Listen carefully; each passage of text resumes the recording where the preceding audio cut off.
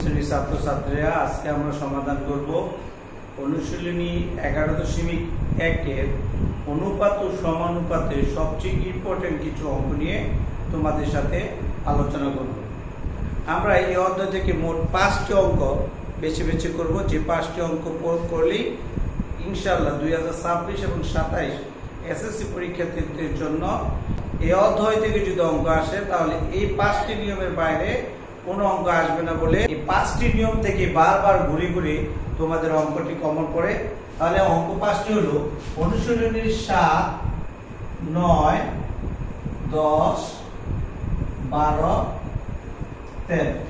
তোমরা খেয়াল করো, অনুশীলনী 11.1 এ 7, 9, 10, 12 এবং 13 এই 5টি অঙ্ক যদি তুমি আয়ত্ত করতে পারো, নিয়ম জানতে পারো, তাহলে এই 5টি অঙ্ক থেকে বারবার ঘুরে ফিরে তোমাদের এই অনুপাতের 11.1 থেকে প্রশ্ন আসে। তাহলে তোমরা এই 5টি অঙ্ক আয়ত্ত করার জন্য আমার এই চ্যানেলের সাথেই থাকবে এবং আমার পেজের সাথেই থাকবে। আমি একে একে তোমাদেরকে এই 5টি অঙ্ক সমাধান করে দেখাবো।